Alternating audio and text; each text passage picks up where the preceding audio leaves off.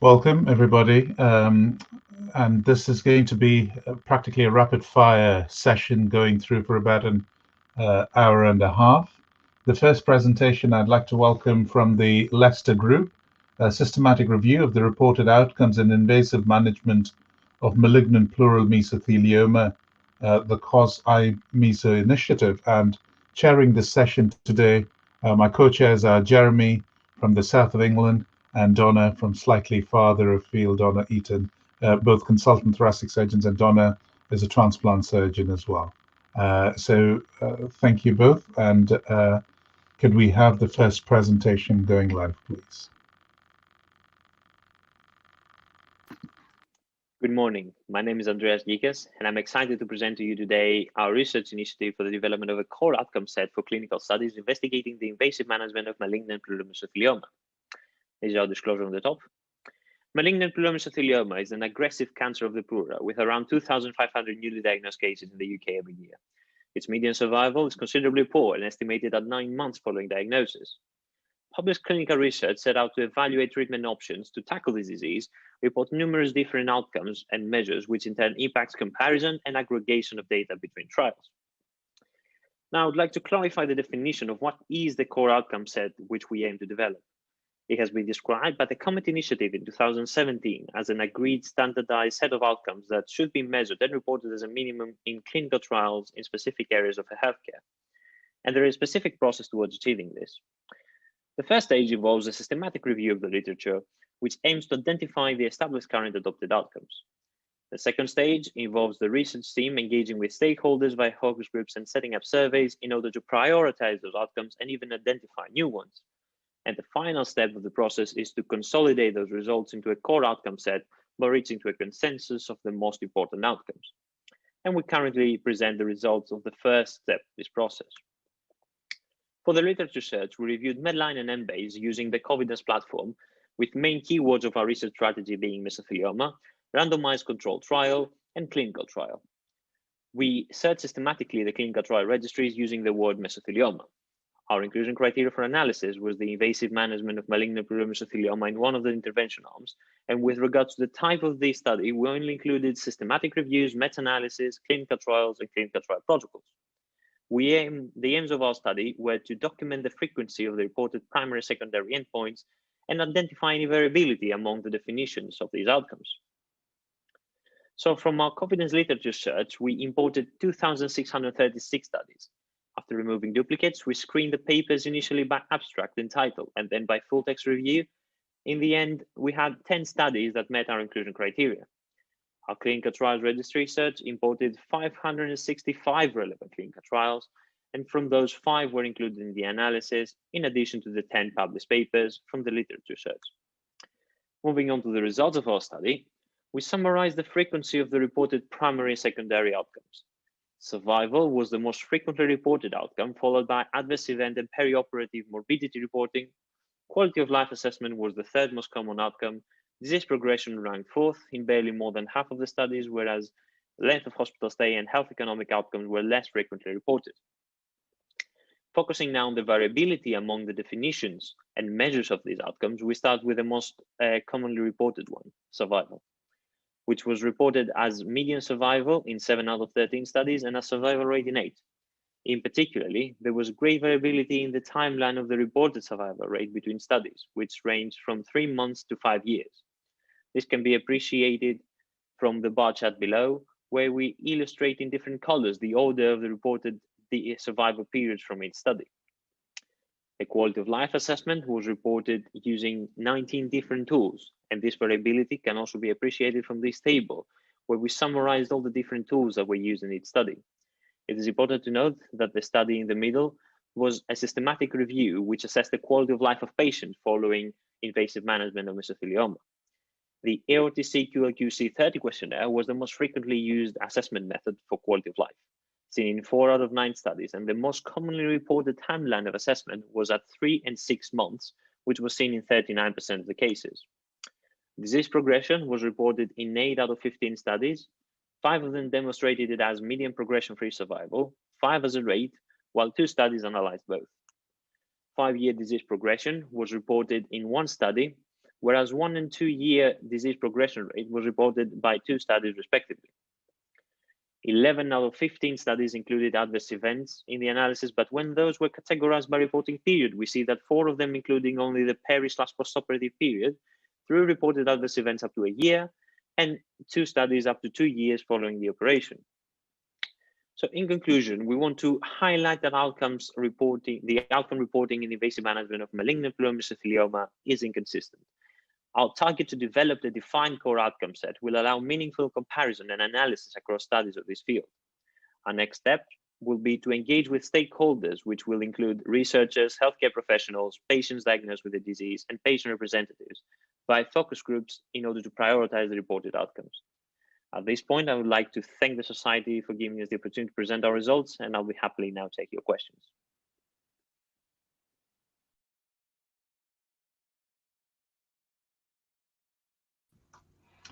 Thank you very much. Could I just remind everybody who's tuned in to please put your questions out to the right side. You'll see the ability to type in on the attendees. I haven't seen anything come through yet. I realize everybody's warming their fingers up for the first presentation. So I'll kick off with one just to say very briefly, I see what your outcome is, but if I asked you to highlight 3 things that you want as headlines for the ideal questionnaire, what would that be? I would definitely say that we need to have consistency across the topics that are both clinically important, but also important to the patients as well. So I think that quality of life is a pretty important sort of measure. And since there are lots of quality of life assessment tools, we need to have a consistent tool, and we need to have a specific time periods that we report these incidences. So because especially since the mesothelioma is pretty rare and it's difficult to really recruit, as we've seen in the past studies, it's quite important to have this consistency so that we can accumulate the data and be able to reach into meaningful results. So I would say definitely quality of life for these patients is quite important. And of course, sorry, I'm going to just break in there rather than take your answer through. There is somebody who's put a question, and you may want to include that in your answer very briefly, asking about, would you want to standardize invasive management, because that is very variable from unit to unit for MPN. You want to just answer that, and we'll wrap with that answer. Yeah, of course. So, of course, the variability along it is an issue in mesothelioma, that's for sure. But I think that slowly we are progressing towards having that at least. So, for example, after the MAST trial, we no longer perform that extensively, the extrapleural pneumonectomies, for example. Well, on the other hand, though, the extended pleural decortication, which is considered to be something that's more performed around the UK, at least, as far as I'm concerned, it is something that we need to look into. We need to allocate specific interventions, that's for sure. But I think that we need to standardize the outcomes. We need to standardize what we consider meaningful for these patients, and we need to see in order to escalate and further treatments as they evolve, we can use these tools in order to compare different interventions as we go along. Well, thank you very much, Andreas. I'll hand over to Jeremy now to introduce the next one. Thank you. Thank you. So can I just remind the audience, you can now rate the presentations. So after the Q&A, so you can now rate Andreas's presentation. So without further ado, I'll move on to Ashok Kar, who's going to talk to us about the role of surgery in oligometastatic non-small cell lung cancer, where he's done a systematic review of the literature.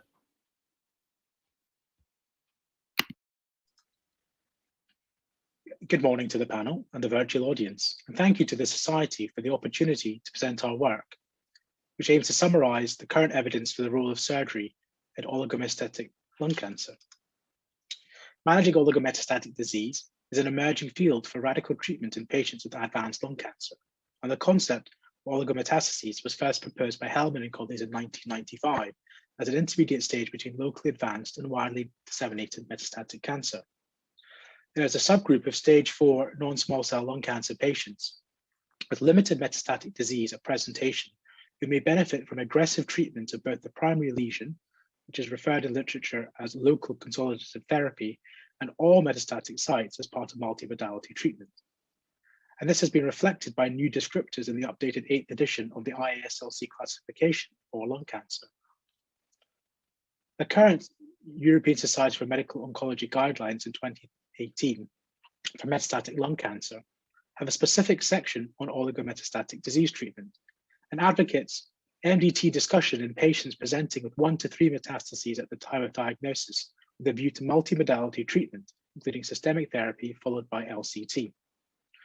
Therefore, our systematic review wanted to address the following factors in terms of patients, all patients with oligometastatic non-small cell lung cancer, surgery as an intervention compared to conventional standard of care, or chemoradiotherapy or LCT without surgery, and looking at outcomes in terms of progression-free or overall survival. A Boolean search was vetted by librarians, which enabled us to create a systematic search algorithm using the Ovid platform to identify studies reporting on the role of surgical intervention for the primary tumor in the setting of oligometastatic disease, as summarized in the PRISMA flow diagram. 340 records were screened, of which 91 full-text articles assessed for eligibility. Our results highlight that the definition of oligometastatic disease is very heterogeneous in the reported literature, and many papers report outcomes from up to 5 extrathoracic sites. There is also further issues in terms of terminology in relation to synchronous versus metachronous or oligorecurrence following treatment. And due to heterogeneity in outcomes reported, we deemed a meta-analysis was not possible. Moreover, there are very few papers reporting outcomes of surgery as part of multimodality treatment, with LCT of the primary tumor mostly being with radiotherapy or SABE. We analyzed 11 studies based on our primary search strategy, although further retrospective studies were subsequently identified in the literature, highlighting the challenge in consolidating current evidence. There have been 2 randomized controlled trials which have shown progression-free survival benefits where LCT has been administered to patients with oligometastasis following standard frontline systemic therapy. However, surgery was part of the treatment strategy in a very small percentage of patients. The study reported by Gomez et al. In Lancet Oncology in 2016 involved 49 patients randomized to localized consolidative therapy, which could include radiotherapy and/or surgery, of which 3 patients had surgery, or maintenance treatment following first-line chemotherapy. The median progression-free survival was 11.9 months for LCT versus 3.9 months in maintenance treatment, and therefore the study was terminated early. Subsequent long-term results also showed an overall survival benefit when published in 2019 of LCT over maintenance therapy. Therefore, there's a clear benefit of offering LCT, including surgery for patients with oligometastatic disease. In conclusion, there are challenges in our search strategy to capture data on the role of surgery for oligometastatic non-small lung cancer, as it's a heterogeneous group of patients, not well defined, with very few comparative studies involving surgical intervention. LCT of the primary tumor has survival benefit, but there are no randomized controlled trials directly comparing surgery with radiotherapy techniques. In the current era of targeted molecular chemotherapy and immunotherapy, multimodality treatment, including surgical resection as part of local consolidative therapy or salvage surgery, will continue to become more prevalent. And therefore, there is a need for high-quality, multi-center clinical trials to provide a robust evidence base for contemporary surgical practice. And we hope that the Ramon trial posed by and led by Professor Lim will be able to help address this important question in the future. Many thanks.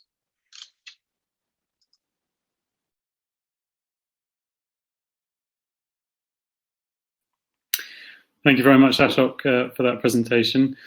We don't have any questions yet from the poll, so I'll offer up a question if you don't mind. So you've mentioned that multimodality treatment is probably core in the management of these patients, but do you have any evidence, and what are your thoughts about timing? So who goes first? Is it surgery for the primary tumor, followed by systemic treatment, or vice versa? Yeah, I think that's a really good question, because the guidelines, such as the ESMO guidelines or the NCCN guidelines, both advocate multimodality treatment with systemic therapy first, and the randomized control trial by Gomez et al. Involved systemic therapy first, and if there was no progression in the Synchronous group, to continue with local consultative therapy. We only found one retrospective observational trial looking at offering surgery up front by Wang et al. In terms of having surgery before the treatment. I think this is a question that's asked in a different population group, such as N2 disease. Do you operate first, or do you have the systemic treatment? But I think in this group, it's probably, with oligometastatic disease, a systemic problem, and they should probably have their treatment up front first before they have their consultative treatments. Because if they don't respond, then you're probably offering them an operation when they probably shouldn't have one. Okay, thank you very much for that. With the paucity of evidence behind this, where do you see this this field going? Bearing in mind there's going to be other options such as checkpoint inhibitors in the future, or coming through now. Yeah, I think that's. I think the evidence so far is pre the immunotherapy trial result era. So I think they've been offering immunotherapy mostly in stage 3 patients rather than the stage 4, and that's where the future lies, I suppose, in terms of us encountering more of these patients in our surgical group, which is why we thought this was an interesting topic to look at now. The other aspect, I suppose, is biomarkers as well in terms of patient selection. So there's some early evidence that so things like circulating tumor DNA may give us an answer in terms of who we might need to select to operate on or consider treatment in terms of local consultative therapy in this group. Thank you. And one last quick question from Manraj. Did your group propose a definition for oligometastatic disease? Yeah. So that's a good question, because in the literature it's so variable. I mean, ESMO have actually got their consensus group published in 2019 on what they define as oligometastatic disease. So up to 5 metastases in 3 organ groups.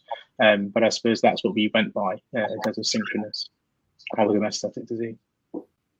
Thank you very much, Ashok. Thank you. So I'll pass over to Dono for the next presentation. Thanks. I'd like to introduce Kudzi Kuchawayo, who's presenting on behalf of the Glenfield Group on metastasizing pleomorphic adenoma, lung manifestations and management. Thanks. Hello, and thank you for the opportunity to present our work. On behalf of the Thoracic Surgery Department at Golden Jubilee Hospital, I'll present a case of synchronous bilateral primary non-small cell lung cancers, and I'll argue that radical single-stage resection can be safe and feasible. We have no disclosures. The incidence of synchronous bilateral lung malignancies has increased over the last decade due to better imaging and staging techniques. Historically, staged approach was favored in treating these cancers, with 5-year survival ranging between 18 and 80%. Nevertheless, single-stage treatment for synchronous bilateral cancers has rarely been reported.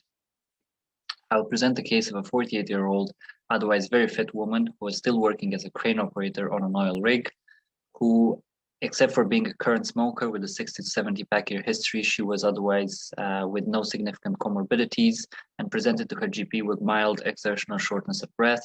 A CT scan showed 2 speculated lesions in the upper lobes. On the right side, the lesion was larger, 45 millimeters compared to 18 millimeters on the left. PET-CT staging showed intense uptake in the right upper lobe lesion, with only moderate uptake on the left, with no evidence of a mediastinal lymph node uptake or distal metastases.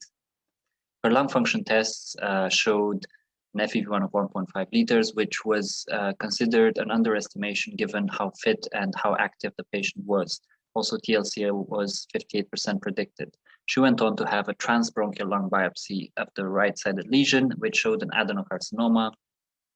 And as per NICE guidelines, invasive mediastinal staging was not indicated, since there were no enlarged lymph nodes or FDG uptake in any of them on the PET scan.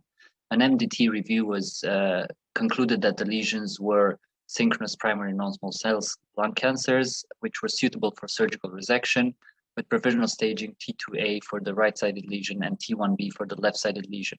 The patient was then offered 2 options, either a staged approach, where a right upper lobectomy was performed first and a left upper lobectomy as a separate procedure at a later date, or a single stage bilateral VATS lobectomies. And this is the option that the patient chose, and she was consented appropriately. Intraoperatively, a baseline blood gas was obtained, which was satisfactory, following which a 3-port right VATS upper lobectomy was performed in a standard fashion. A single drain was placed on an underwater seal, and there was no air leak. The patient was then turned supine, and the repeat ABG was performed. And after another 30 minutes of observation and a repeat ABG, which showed satisfactory gases on a single lung ventilation, and this was the right lung, the lung that had the resection. After this, a decision was made to proceed to the left-sided resection. And this, on the left side, again, a standard 3-port VATS upper lobectomy was performed. There was a consideration to do frozen section. However, because the tumor was quite central, this was not attempted, and upper lobectomy was performed.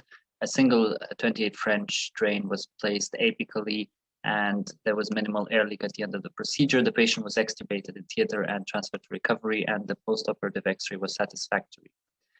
Following this, she had an overnight stay in HDU, which was planned. After this, the next day she was transferred to the ward, and the right-sided drain was removed. Following the next day, the left-sided drain was removed, and she was discharged home 2 days later. This is a pre-discharge chest X-ray showing bilateral clear lung fields.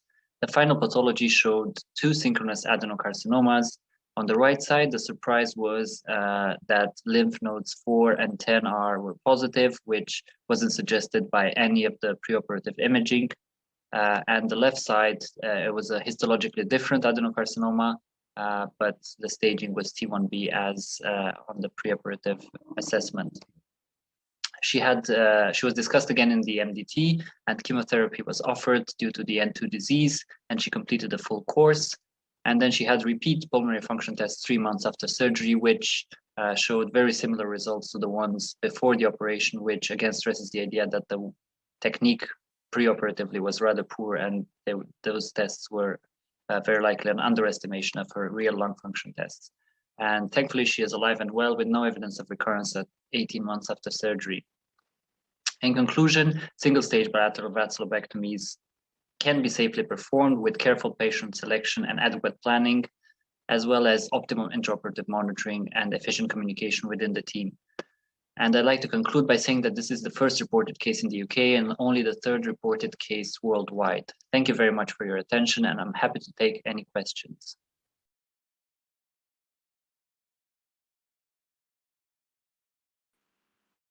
George, thank you very much for that interesting presentation, and my apologies for introducing you wrong. I'm afraid I skipped ahead.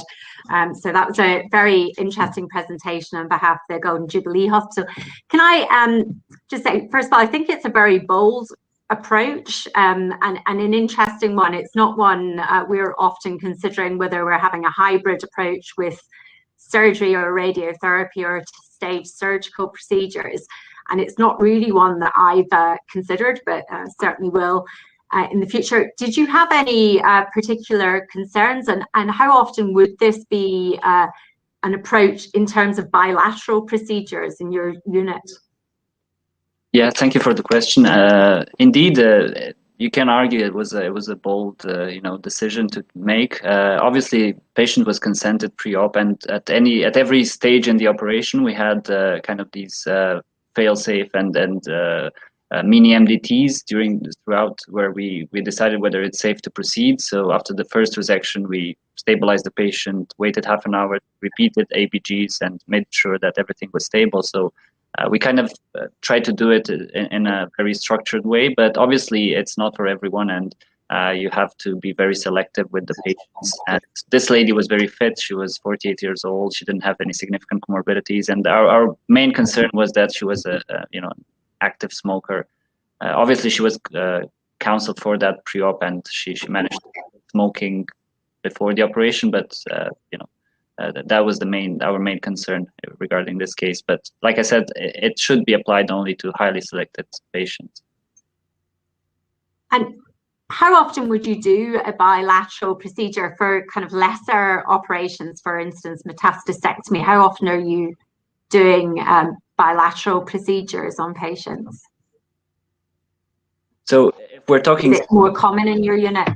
Single stage, it's not very common. Yeah. This was a special case. However, given the histology findings, probably if we had gone for the single stage procedure, so if we had operated on the right side, and then if we had found out the N2 disease at that stage, probably she would have never got to have surgery on the left side. So in a way, she was lucky that N2 wasn't diagnosed pre-op. Obviously, only time will tell if we've made the right decision, but 18 months after surgery, she's still alive and well, and there's no recurrence. Yeah, I think that it's very interesting with this patient that you probably gave her the best possible chance doing it this way, because either you would have delayed her chemotherapy, or as you say, she wouldn't have gone for surgery for her left side. We have a question from the audience here. What would be your main patient factor in choosing a single stage resection versus staged? I would say the main one is patient fitness and obviously lung function tests. As we said in this case, we thought we assessed the patient. She was extremely fit. She was still working as a crane operator on an oil rig, so she was a very fit woman. We thought the technique was very poor when she performed the lung function tests, and therefore we decided to proceed. But I think it has to. So other cases that have been reported, only 2 other cases, again, were performed in fairly young people, so around 50 years of age. Donna, I think there are a lot that have come through, but in the interest of time, I wonder whether we should maybe put these into the chat and ask George to maybe respond on the chat. Sure, no problem. Is that okay, Donna? Thanks. Yeah, lovely, thanks. So we'll move on to the next presentation, which is from the Leicester group, from Kudzai, and he's going to talk to us about metastasizing pleomorphic adenomas, the manifestations in the lung and the management. Kudzai, it's yours.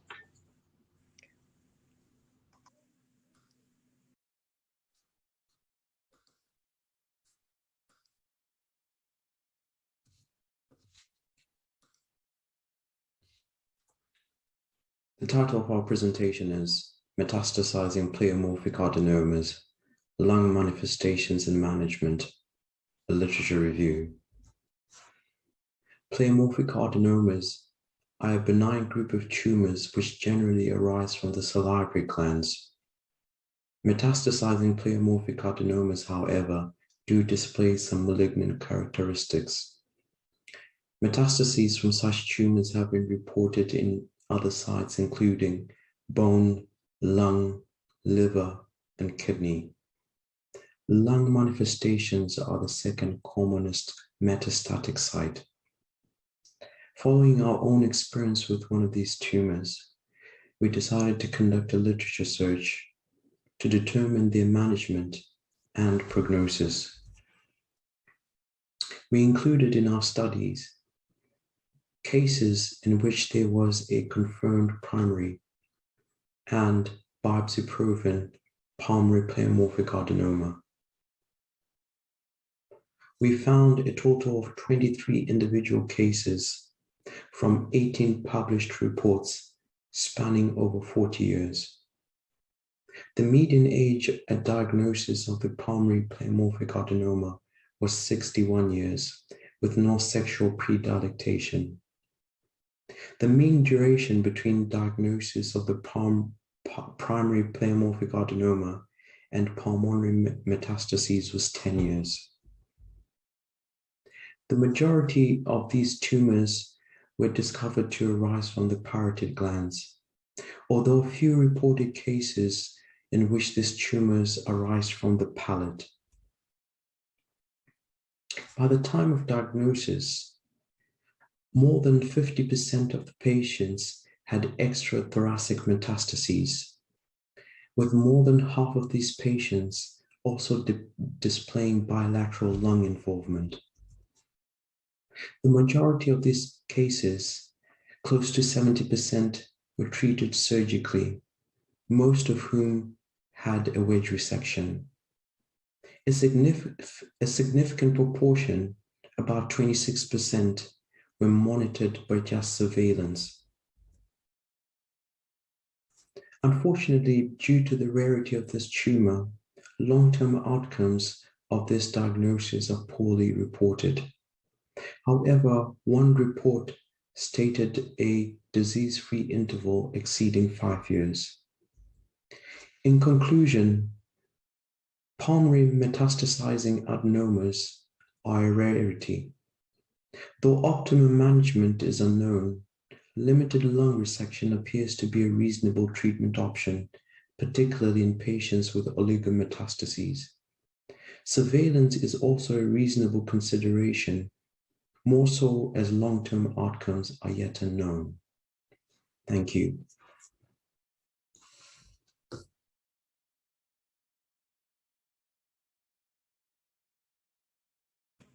Good day. Thank you very much. Thank you very much. We can see you back here. We don't have a question yet on the polls there, but I have one for you and asking about, you know, when we do PET scans prior to staging for resections, it's not unusual to pick up a hot spot in the upper, either the digestive tract or sometimes in the parotid. What's your unit protocol in taking somebody to resection against the backdrop of this? Do you wait to get everything cleared routinely, particularly when the PET scan says it's likely to be an adenoma against the backdrop of what you've said?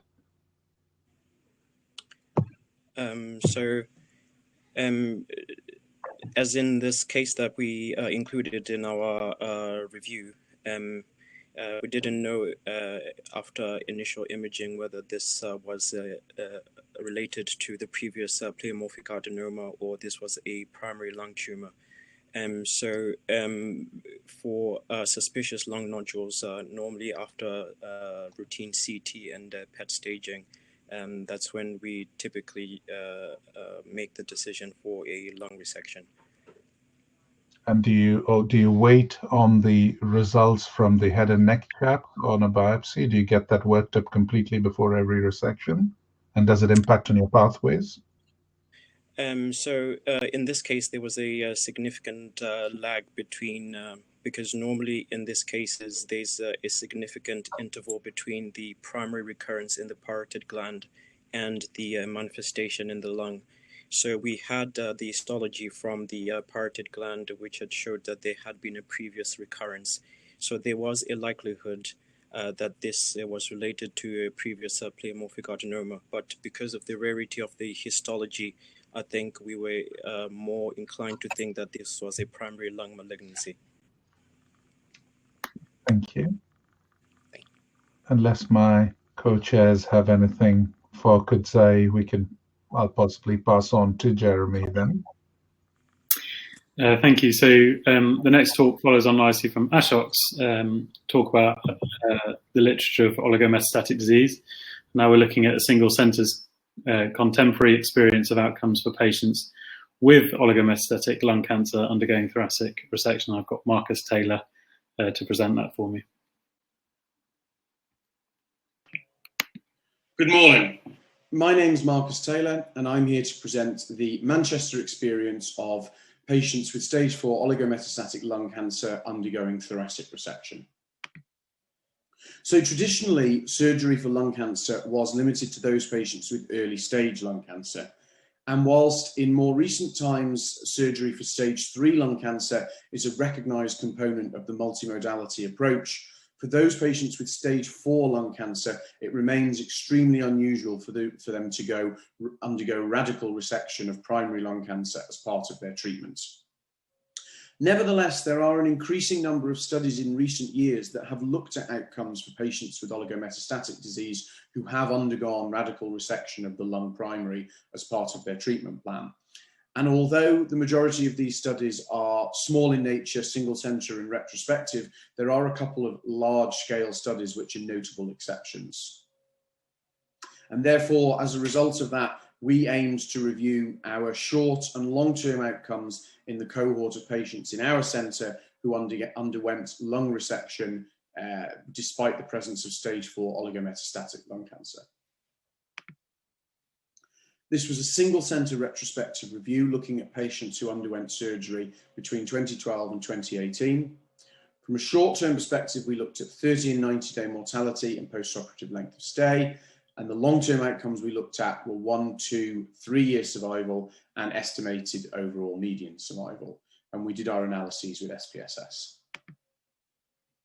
So this was a cohort of 19 patients who underwent surgery, just over a quarter of whom who'd had their oligometastatic disease resected prior to surgery, and just over 2/3 of whom had undergone some form of chemotherapy, radiotherapy, or a combination of both prior to lung resection. And you can see that the lung metastases were distributed throughout the body, including the liver, the brain, the adrenal gland, the spinal column, and the thorax. If we consider the cohort a little bit further, you can see that this is a slightly younger cohort of patients in comparison to the mean age of patients undergoing lung resection in general, with a mean age of just less than 60 years. The risk profile remained relatively similar to an overall cohort of patients undergoing resection for lung cancer, with a median Thorica score of 1.6, although you can see there was a relatively wide range from 0.5% all the way up to 12.5%. Despite this, we were encouraged to see that there were no deaths within 90 days of lung resection, and the median post-operative length of stay was broadly similar to what you'd expect for a cohort of patients undergoing lung resection at 5 days. If we then think about long-term outcomes, so the median follow-up time was 35 months, and we are very comfortable reporting outcomes at 36 months because we had survival data for 100% of patients at 36 months.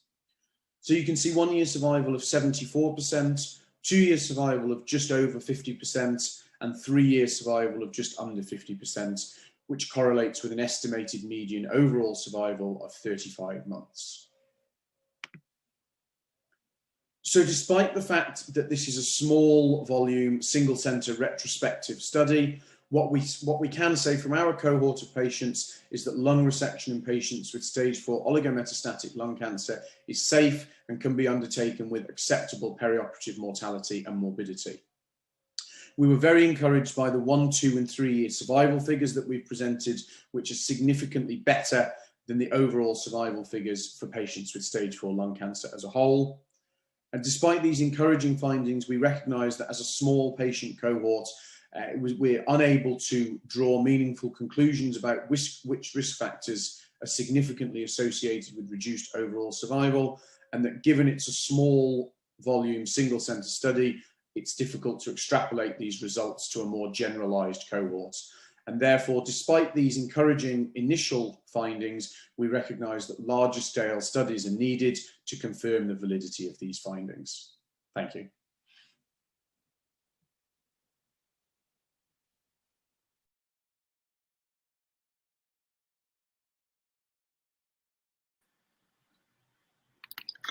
Thank you, Marcus. That was a very good presentation, and Ashok will be glad there's more literature out there to draw through with some data.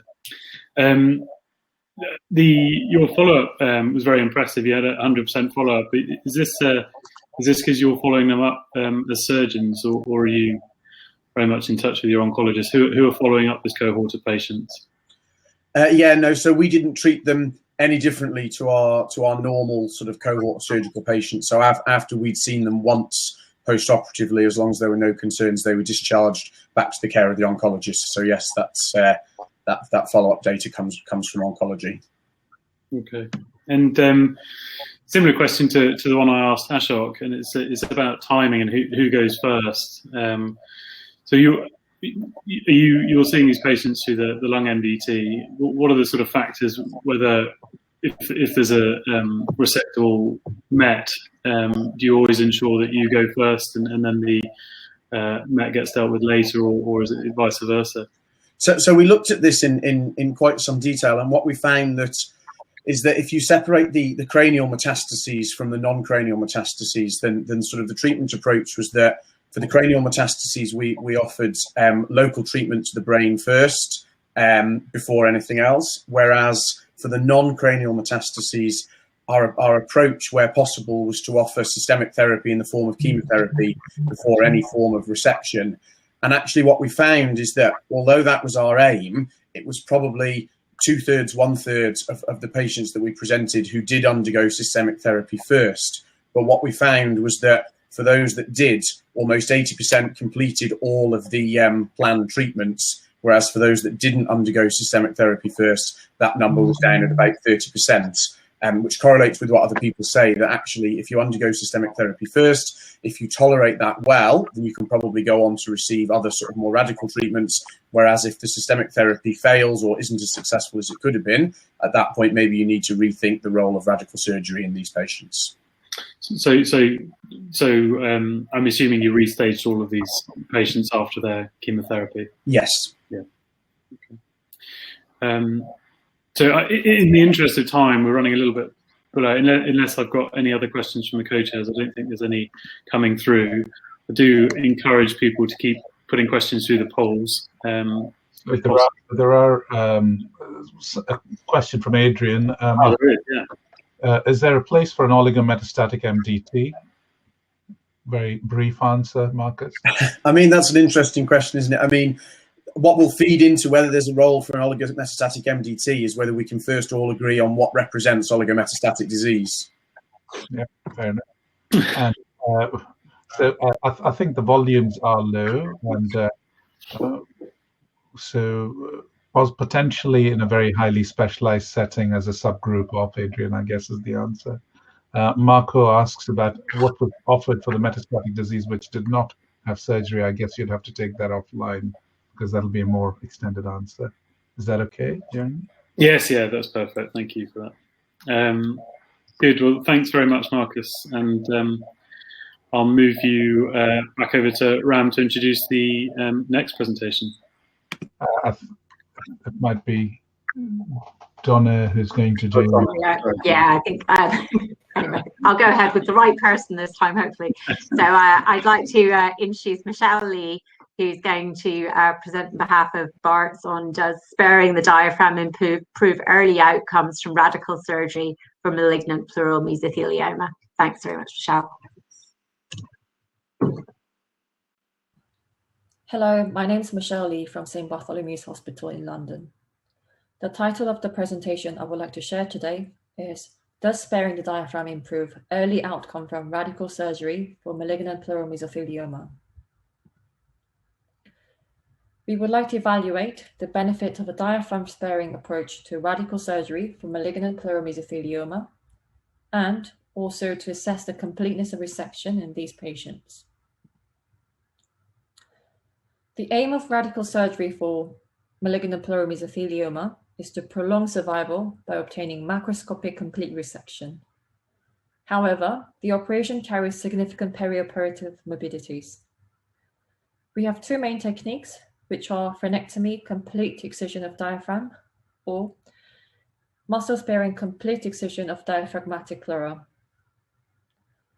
Frenectomy can be technically demanding, but muscle-sparing technique may be even more difficult. So looking at the frenectomy, some surgeons argue we rarely see disease not involving the diaphragm, and also argue for the frenectomy in most cases.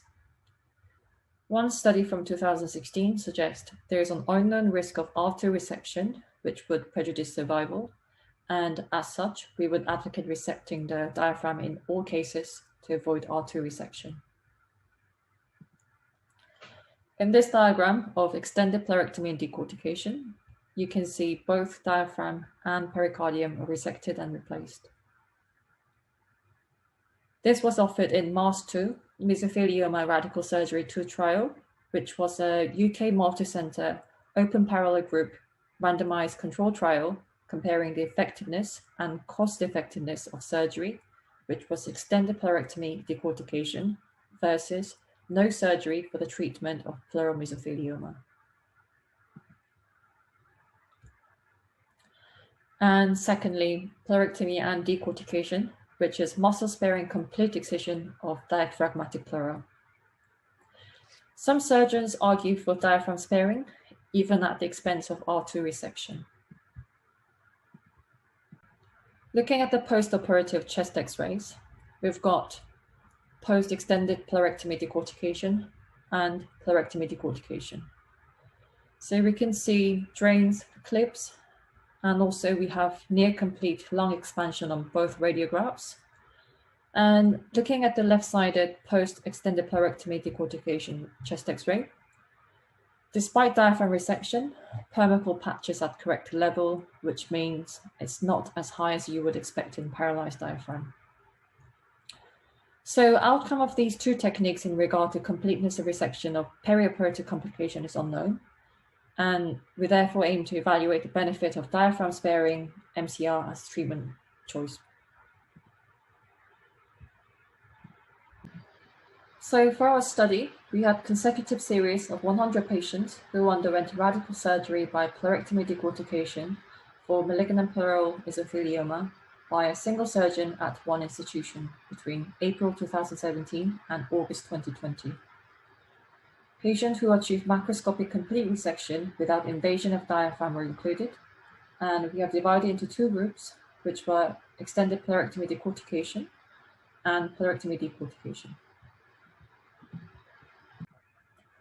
So in our study group, 17 patients in whom macroscopic complete resection had been achieved without frenectomy, mean age was 67, and 16 of them were male. And also in our control group, 15 patients where macroscopic complete resection was achieved with frenectomy, but there was no histological evidence of diaphragm muscle invasion. And again, this group could have undergone muscle-sparing MCR if it had been attempted. In our control group, mean age was 70 years old, and 14 of them were male. In this group, reoperation for non-diaphragm related complications such as chylothorax, patent foramen ovale were required in 3 patients. So key points is that diaphragm preservation was associated with shorter air leak and post-operative stay, whilst not increasing the operation time. In conclusion, in patients undergoing radical surgery for malignant pleural mesothelioma, sparing the diaphragm whilst achieving macroscopic complete resection wherever possible does improve perioperative outcomes, reducing their perioperative morbidities. We therefore advocate a diaphragmatic sparing procedure when a complete resection is possible. Thank you very much.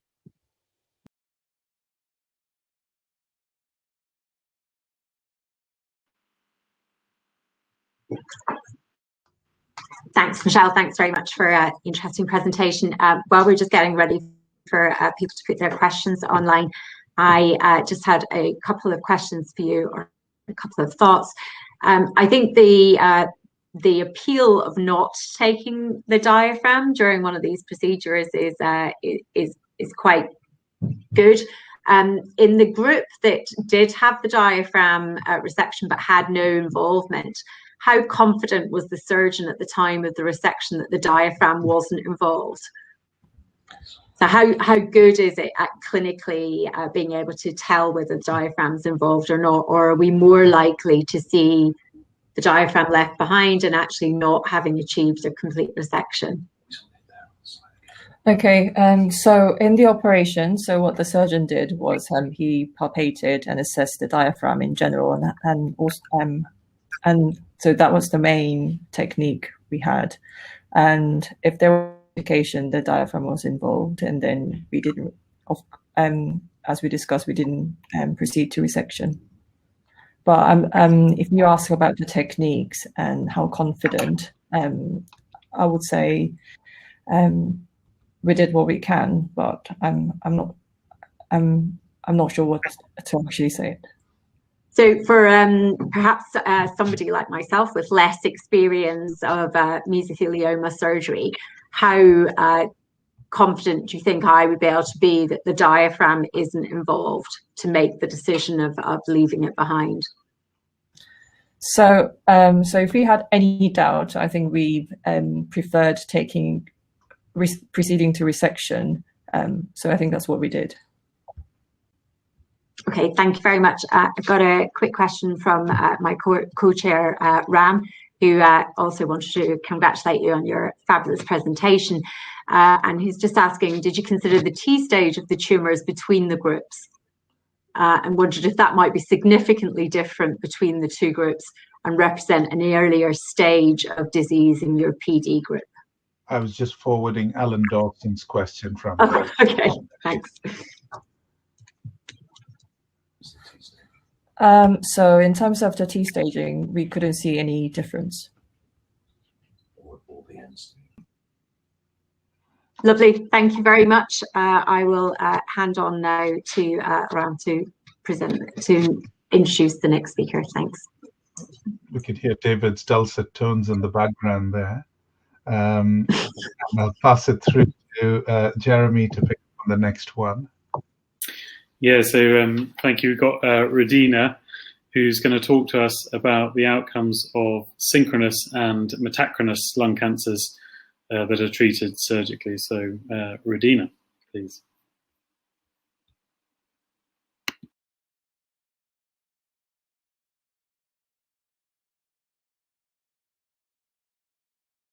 Hello, my name is Radina Jad. I'm a third-year medical student at the University of Southampton. Thank you for inviting me to speak at today's conference. Today, we'll be exploring the outcomes of synchronous and metastatic lung cancers treated surgically with a VATS approach. The incidences of multiple primary lung cancers are increasing, yet it is still a challenge to differentiate between synchronous and metastatic lung cancers while excluding metastases. To overcome this, we commonly use the Martini and Melamed criteria, shown on the right here if you'd like to take a quick glance. The majority can agree that surgical resection is a safe and feasible management option for these patients, but the problem lies in identifying clear prognostic factors related to survival outcomes. Consequently, we have reached no consensus regarding the optimal management plan for MPLC patients. So the aim of this evaluation is to present experience from a large center on the management of MPLCs. We start off by identifying our patients. This is a retrospective analysis of patients from a single center from October 2011 to January 2020. They were managed through video-assisted thoracoscopic surgery, i.e. VATS intention. Some of the data retrieved included demographic data, clinical characteristics, histopathological features, operative details, and survival outcomes, which were in this case overall survival, 2-year survival, and progression-free survival. For inclusion, we used the Martini and Melamed criteria. We excluded some patients, including those that did not surgically resect both tumors, those that had typical carcinoid tumors, and those that received neoadjuvant therapy before biopsy. For analysis, we used SPSS version 27, using the Kaplan-Meier method to estimate survival outcomes and a log rank test to analyze the effects of the prognostic factors. Here are our results. These are the clinical characteristics. In total, we had 41 patients. Most of our patients were female, over the age of 65. 24 patients presented with synchronous lung cancers, and the rest were metastasic.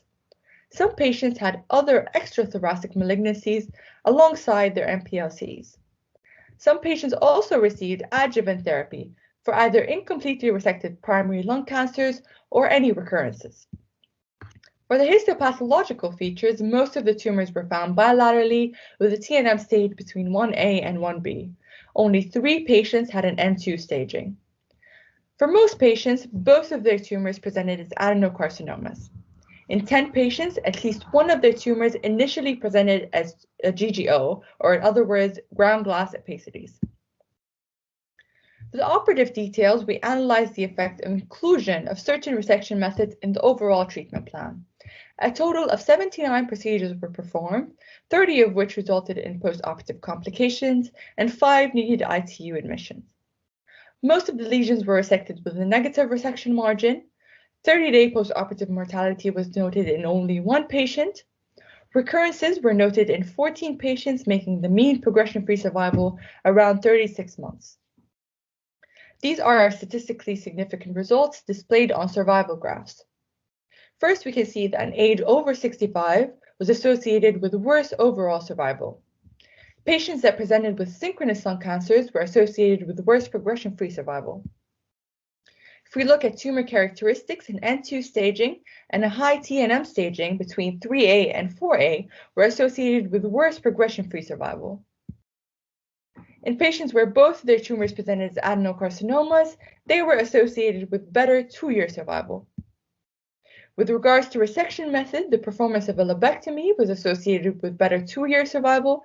However, the performance of a pneumonectomy adversely affected overall survival, as expected, because we know that pneumonectomies are higher risk operations. We can conclude that surgery remains a safe and feasible treatment option for MPLC patients. We have identified several prognostic factors that may affect survival outcomes. We understand that our evaluation includes a small number of patients because we have extracted them from a single institution, and despite the increased frequency of MPLCs, they are still quite rare in comparison to other diseases. We hope that later on we can extract more patients to form a more extensive database that will aid in the creation of guidelines for the management of MPLC patients in the future. I'd like to end this talk with a quote from a female surgeon that I find very inspirational, but other than that, thank you for listening.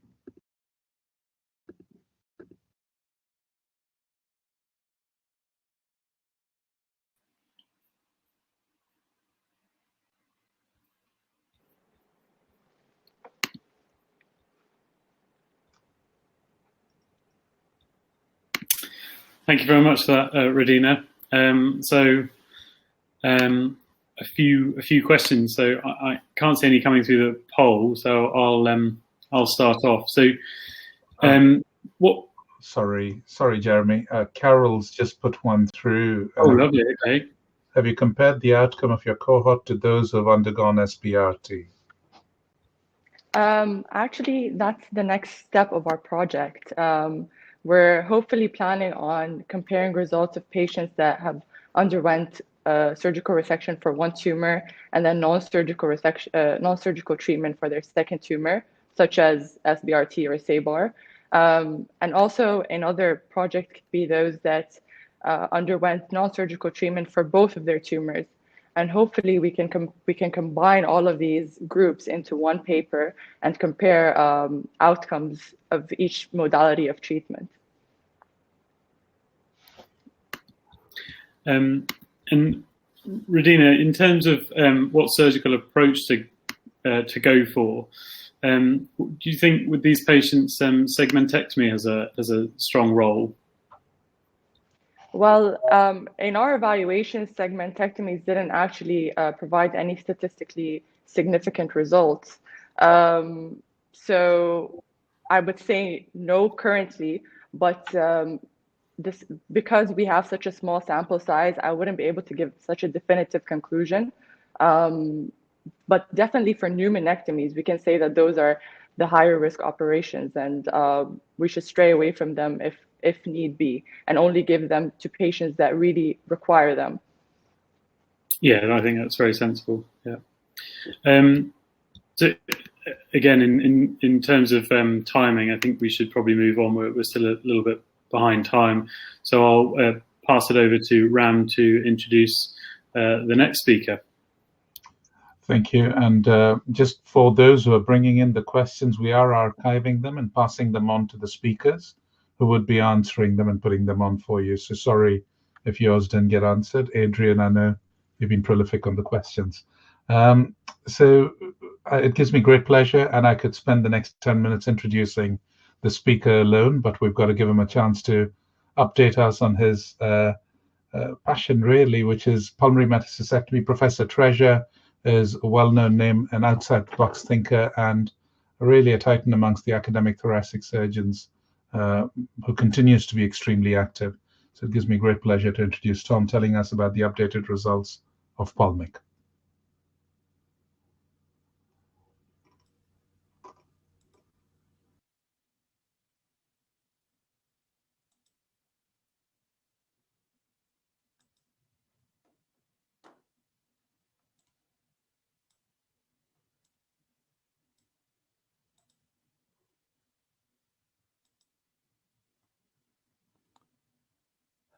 Hello, everyone.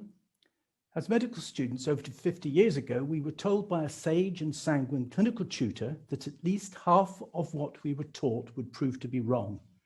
He was correct. In the first 10 years of this century, in the New England Journal of Medicine, there were 146 controlled trials which found that existing practice was of no benefit. So there is no need to be surprised at what I have to tell you. Here is the Kaplan-Meier analysis of the Pulmic trial with survival curves for 93 randomized patients with their 95% confidence intervals. On the left are listed the 14 principal investigators, 11 surgeons and 3 oncologists, with the numbers recruited at their sites. Look at how the curves weave in and out of each other. There was no evident difference at any time point. We cannot exclude a small effect in the long term, but it cannot be as great as is widely believed. This randomized trial was nested within a cohort study, which I will tell you about first. 512 patients consented to join stage 1 of Pulmic. This Sankey diagram provides a route map for the study. Again, on the left, I acknowledge all the PIs and I thank them and their teams. Starting at the bottom of the diagram, there were 31 patients excluded from analysis. 13 turned out to have non-neoplastic nodules, 13 had primary lung cancers, and there was 1 carcinoid and 1 hamartoma. 3 patients later withdrew consent. The remaining 481 patients constitute the Pulmic cohort. We ran into difficulty randomizing patients, and the Data Monitoring Committee asked us to find out why. The 3 largest recruiting sites completed questionnaires giving reasons for not randomizing. Again, starting from the bottom, for 8 patients, a decision was yet to be made. In 10, the solitary nodule proved to be a primary lung cancer. 18 were deemed ineligible, but in half, it was a local protocol modification. 78 patients formed the largest group for whom the MDT took over the decision, and for 77, that's 99%, they decided for surgery. 41 patients made their own decision and chose more evenly whether to have or not have an operation. These were well-informed patients and they demonstrated group equipoise. The dilemma that faced the thoracic surgeons was an entrenched belief in the survival benefits of resecting the Mets, which became firmer during the course of the trial. In his meta-analysis in 2013, Michel Gonzalez stated that the prospect of survival without operation was worse than 5%. For this figure, he cited a single study from 1987 about advanced multi-site disease treated with fluorouracil. Those patients were never candidates for operation. In 2017, an editorial in the European Society's Journal claimed that 5-year survival after resection of colorectal lung metastases was 60%. So the take-home message was that surgery provided a survival difference of more than 55%. That undermined equipoise. As a result, 82% of the patients were not randomized. By MDT decision, 128 marked with red did not have a metastasectomy. 263 marked in green had an operation. 90 were treated as randomly assigned. For all 481, we had collected baseline data with a high degree of completeness. By written informed consent, they had agreed to completion of a case report form at the time of their death. The National Research Ethics Service encouraged us to follow up these patients as an audit of practice. Among 264 patients who had an elective metastasectomy, the date of death was on the day of operation. One of them had been randomized to the control group of the RCT, but after 9 months, opted for metastasectomy and sadly died in theatre. There were 5 further deaths within the first 6 months after operation for a total of 3.4%. Among the patients selected to not have surgery, there was 1 death in the same time period. That's less than 1%. As we will see later, cancer-related deaths are uncommon in the first 6 months in these highly selected patients. But it is well known that deaths continue to occur in months following an operation, for example, after colorectal resection, and these are mainly related to surgical complications. Lung surgery is not risk-free. Looking now at differences between those selected to have or not have metastasectomy. Of the patients selected for operation, shown here in green, 2/3 had ECOG scores of 0. That is, they were free of any functional impairment, compared with about 1/3 in the unoperated patients in the red column. They also had better lung function as measured by the percent predicted FEV1. Operated patients also had more favorable oncological features. Shown in blue are the hazard ratios based on nearly 3,000 operated patients in the Gonzalez meta-analysis. Mortality is about double for multiple Mets and higher also for elevated CEA. All 5 favorable factors shown here predict better and longer survival in those selected for metastasectomy, as was confirmed in the bottom line. After metastasectomy, it was 47%, which is towards the higher end of those included in the meta-analysis. Without operation, it was less than half of that, in line with what would be predicted by the hazard ratios. Here are the 5-year survival curves for all 481 patients in the cohort. Note first the grace period in the first year with few deaths in either group. The green line after metastasectomy is similar to the many published reports. The red line shows the survival of 128 non-randomized patients who did not have a metastasectomy. When the STS consensus statement made this assertion, survival is assumed to be 0. That allowed for all survival after metastasectomy to be regarded as benefit from surgery. But no study has ever been done to confirm the 0 assumption. For 128 patients in the red curve, those who had no metastasectomy is clearly not 0. At 22%, it is also well above the Gonzalez worse than 5% estimate, and by a highly significant margin. The question is how much of that difference is due to the surgery and how much is due to the selection for surgery. Looking at just one factor, we have reliable information about the number of metastases in 352 cases. For multiple Mets, the Gonzalez hazard ratio was more than double. If that means what it says, and I believe it does, most of the difference can be accounted for by this one factor. So what is the best estimate of the true survival attributable to surgery? A newcomer to this question might well say, well, what we need is a randomized controlled trial.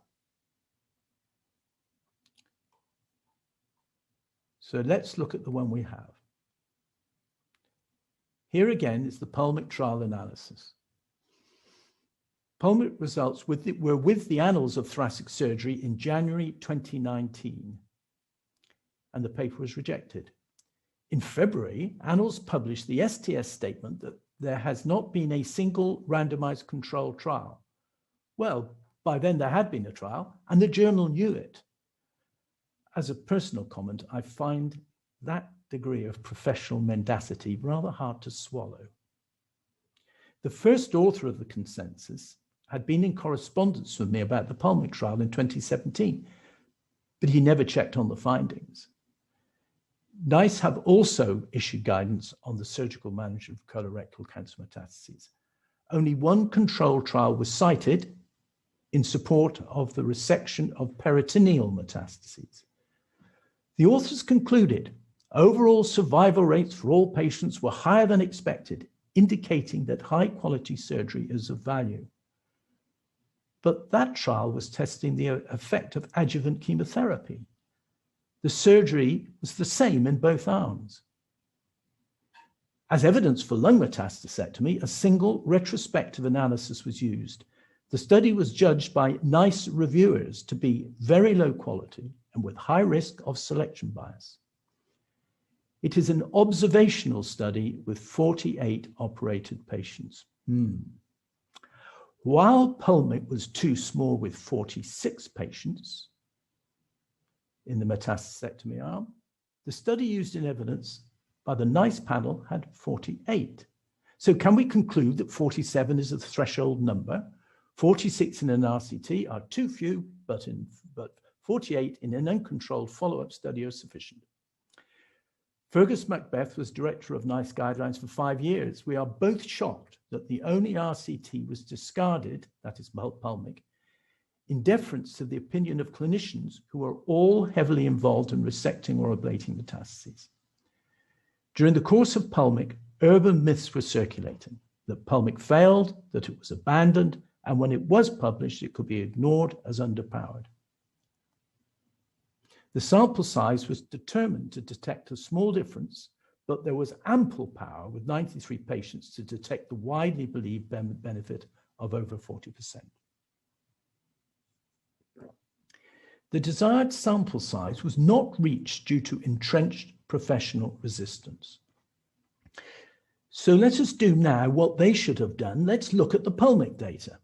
The two arms are well balanced for age, sex, the number of metastases, the tumor marker CEA, previous liver resection, the stage of the primary cancer, and the interval since operation. We can see the grace period in the first year with very few deaths. This is familiar in randomized trials of cancer treatments. It comes about because the trial criteria, quite rightly, exclude patients likely to die within a year. Also, the passage of time required for assessment avoids inclusion of patients who are on a deteriorating trajectory. Liver surgeons use this consciously and call it the test of time. But this can be a source of bias in observational data, but in an RCT, as you can see here, it affects both arms similarly. That is why we do randomized trials. Thereafter, the lines weave in and out of each other. At 4 years, control is ahead. At 5, it is metastasectomy. But with 13 patients in each arm, that is a flimsy straw to clutch at. A substantial difference would have been shown, and it is not evident in this analysis. What should be done now is to respect the efforts of our colleagues recruiting to the trial and learn what we can from the data. Any future control trial should use these data in sample size calculations. As Eric Lim has shown, thoracic surgical trials can recruit in adequate numbers and recruit to time. British thoracic surgeons are to be congratulated for contributing to Violet and to MARS-2, and that is the message I would like to leave with you. Again, my sincere thanks to the PIs and the many individuals in your unit who helped achieve these results.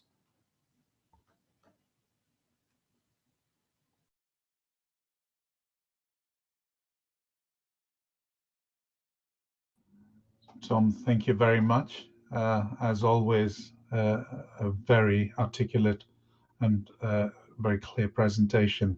There are already a couple of questions in there. I'm going to lead with somebody saying, thank you, Professor Treasure, for your diversion in helping the specialty move towards evidence-based treatments. The question is, what's your advice to future trials in pulmonary metastasectomy? And indeed, you've alluded to the timely and adequate recruitment in Violet. The question is, what is your advice in pulmonary metastasectomy trials to improve recruitment? Well, I'd ask Eric and the group in Bristol. And we were just a bit too soon to get the benefit of that outstanding team. I think that's one thing. And the next thing is that if you do a trial now, you'll have to seek out a zone of uncertainty. And surely there must be some doubt creeping into someone's mind somewhere. So Jakub, who's one of the consultants down in Norwich, asks, did the group of patients with no surgery include only observation, or were they offered non-surgical treatment options, RFA, SBRT? It's a very good question, and of course that's covered in detail in the full report. No patients went and had SBRT or RFA in the control group within the year. As time went by, other things happened. but throughout, chemotherapy and ablative therapies were similar in both arms. So we don't think that changed the difference. I think the last question, well, Manraj Sandhu, I'll word the question slightly differently. Say that when you see a patient in clinic today, Tom, relatively fit well with 2 lung mets, what's your conversation? Okay, and that again is a very good question. I think you have to tell patients the truth. And this is as good truth as you're going to find. I would also say to the patient, those lung metastases are not going to be the cause of your death if you die, because there simply aren't a lethal component of the disease. But if you're being treated with systemic therapies, and if there's 1, same applies, but 2, there's really no prospect of cure, but that gives your doctors their very best chance of knowing your response to treatment. They could be regarded as your allies and spare you systemic therapies and chemotherapy if the disease is very indolent and not progressing, and prompt it, on the other hand, if it's running away. So if I was the patient, I'd hang on to my 1 or 2 metastases and be glad to know they're giving me information which will give the best information to guide treatment. Just wrap this talk, Tom, thank you very much. And I'd like to finish with a comment from Doug West saying, reflecting on the success of recruitment in Violet, the specific training from Jane Blaisby's trials unit on talking to patients and explaining equipoise is Doug's argument. Agreed. Thank you very much. And I'll pass it on to Donna. Thank you very much, Donna. Thank you. That's a tough act to follow, but I'm very pleased to introduce Michael Gonzalez. Michael's thoracic and lung transplant surgeon in Lausanne, Switzerland. Among his many areas of expertise, I'm delighted that he's virtually here today with us to update us on the evidence for pulmonary metastasectomy in colorectal cancer.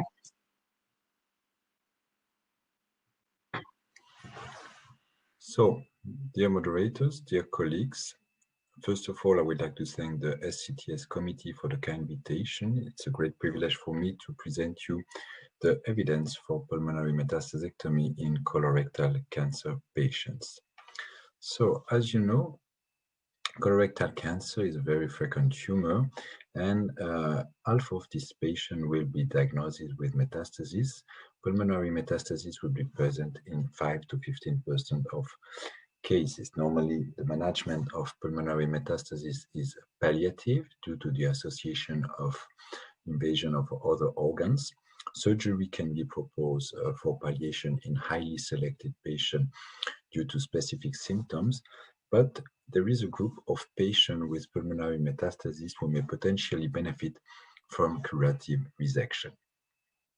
The concept of oligometastasis has been introduced in 1995, and this is an intermediate state between a purely localized tumor and a widely metastatic state. And this state is potentially amenable to a curative strategy with a localized therapy. It means that patients with limited number of metastases could be potentially cured with local cancer treatments. As a surgeon, we all have experienced prolonged survival or even cure in this group of patients. This is an example of a patient with rectal cancer and advanced disease with hepatic metastasis. He underwent 2 surgeries for the liver metastasis and then 2 surgeries for pulmonary metastasis. Interestingly, this patient is alive 8 years later without any evidence of disease. So what are the recommendations among the different society? Interestingly, the level of evidence is relatively low, but they all use the same sentence.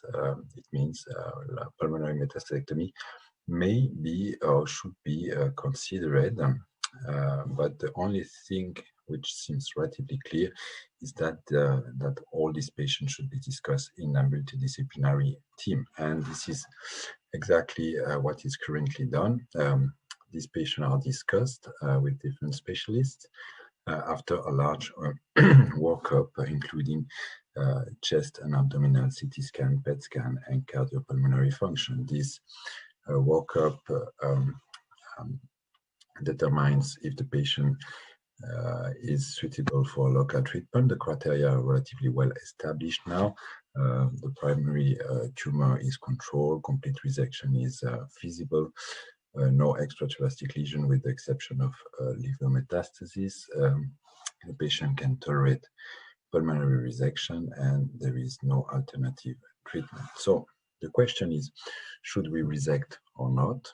If we resect, what is the best option? And if we do not resect, what are the results? So this is an example of the survival after pulmonary metastasectomy.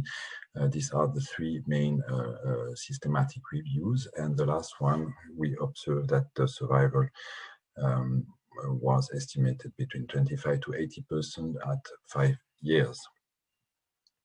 If we compare different modalities, this review, they included only surgical and radiofrequency studies.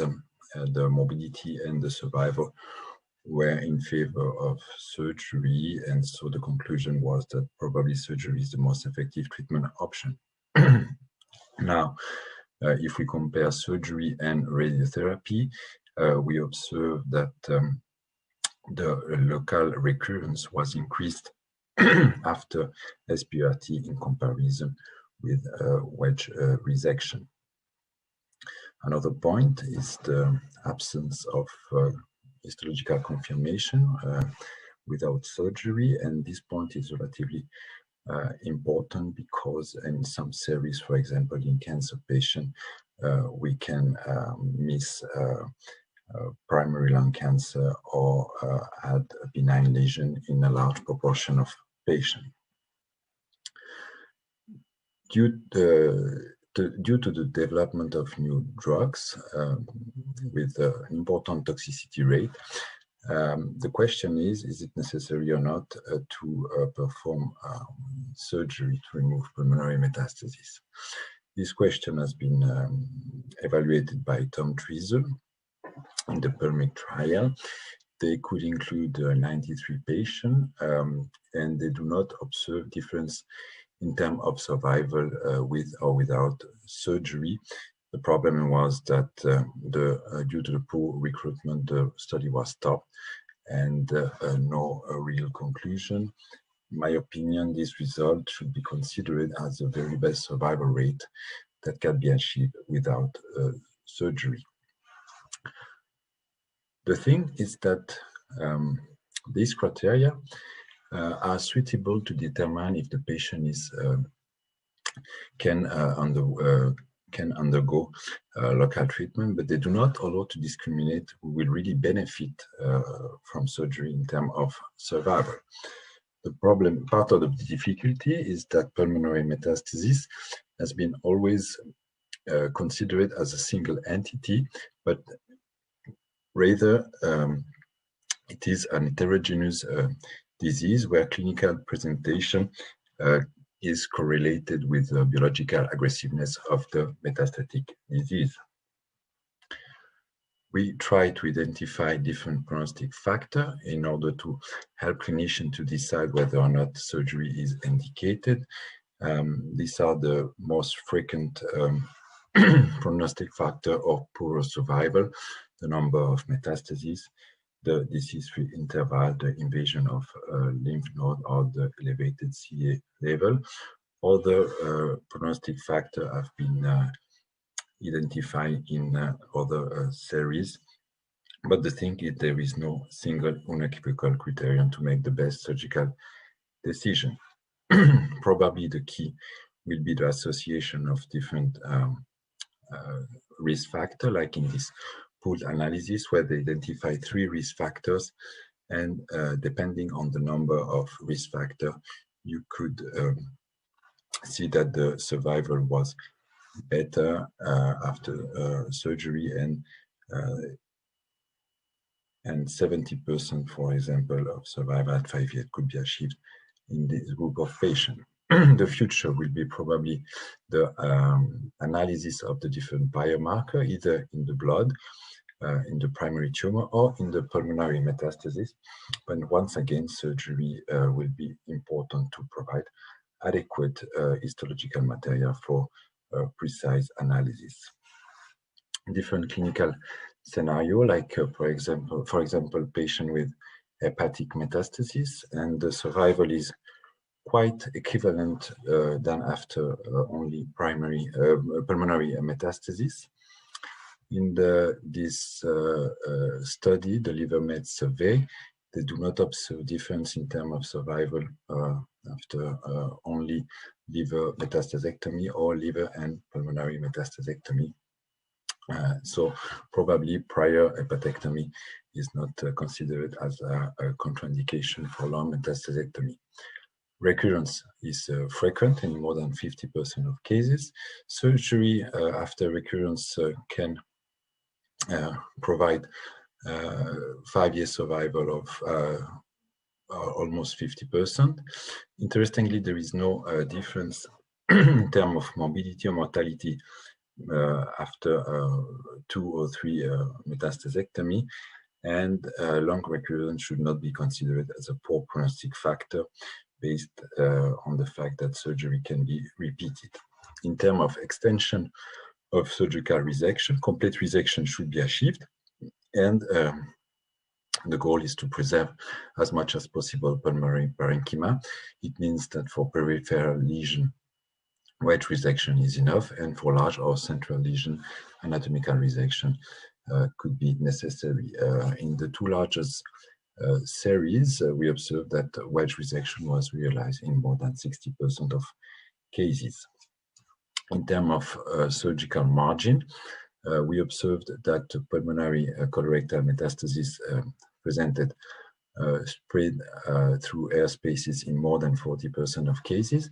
We have also observed that patients with pulmonary metastasis of more than 5 mm or surgical margin of less than 7 mm presented increased risk of local recurrence, reason why probably colorectal cancer pulmonary metastasis should have a larger circular resection margin. Interestingly, in this study, we observed that major resection was a protective factor of disease-free survival, and it does not necessarily mean that all patients should receive anatomical resection, but this approach could be justified in a larger or central lesion or multiple lesion in the same lobe. In terms of lymph node involvement, it has been associated with as a prognostic of worse outcome. Normally, dissection is performed in around 60% of cases, like in this survey of the ESTS member. The recent STS consensus proposed to perform lymph node sampling or a dissection during pulmonary metastasectomy, and there is an ongoing randomized control trial in Denmark comparing lymph node dissection versus no lymph node dissection in colorectal cancer patients. The result will be available, I think, in 2 or 3 years. In terms of surgical approach, normally thoracotomy with bimanual palpation is mandatory, and now there is a change in paradigm in favor of VATS, which seems to offer efficient oncological treatment and quality of life due to 2 major developments. The first one is the routine use of 1 mm thin slice CT scan, which allow probably equivalent result than bimanual palpation, and the development of instrumentation for VATS and perioperative localization of pulmonary nodule. What is unclear, it's the cutoff number of metastasis resectable by VATS or the lymph node dissection. 2 major series reported this change of paradigm. The first one is the Dutch lung cancer audit, with 75% of cases performed by VATS, low number of lymph node dissection, but interestingly, a very low rate of morbidity and mortality. And the last one is the ESTS database published this year. And we observed that VATS resection was realized in almost 60% of cases the last years with very low morbidity and mortality rate. In terms of oncological result, we do not observe differences in terms of ipsilateral recurrence or 5 years survival when comparing open and VATS approach. So my conclusion is that management of pulmonary metastasis should be based on a multidisciplinary discussion. Surgery offers definitive diagnosis, better local control, and improved survival rate in selected patients. The problem is that the criteria remain to be determined. VATS seems to offer equivalent oncological results to thoracotomy with palpation. Surgery is safe with low morbidity and mortality rate. And finally, surgery should not be offered as a one-size-fits-all management for all pulmonary metastases. Thank you for your attention.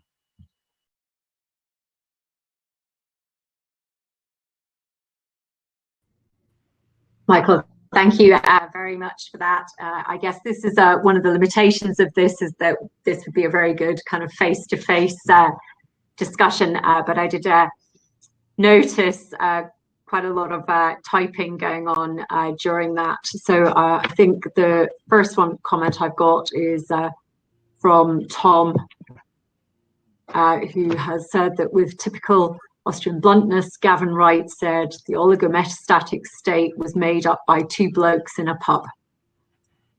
See also JRSM 2012 said that he finds it worrying that a surgical audience should be offered one case as evidence. Would you say that was a median case? So I think he's referring to your case at the beginning where you illustrated the 8-year survival of that patient. So do you think that's an atypical case?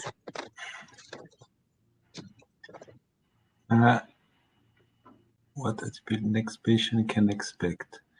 I'm not sure I understood the question or the comment by Tom Fieser.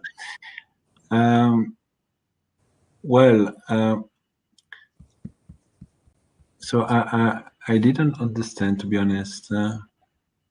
I think what he's saying is the first case you presented, Michael, with the patient who'd had the pulmonary metastasectomy, okay, and then a follow-up of 8 years with no disease recurrence. Mm-hmm. Obviously a very strong case for pulmonary metastasectomy. I think he's saying, do you think that's a typical case, or would you agree that that was a fairly atypical case?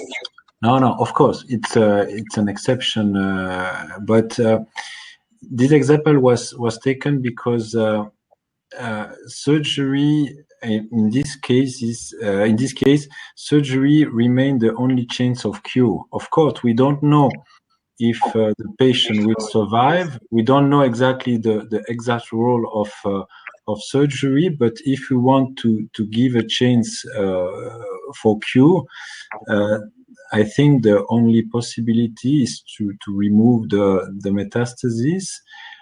In addition, probably with chemotherapy, and but the main difficulty is to identify the good patient. One of the problems of the different studies is as I've mentioned, is that we always consider the metastatic disease as a single entity, and it is not right.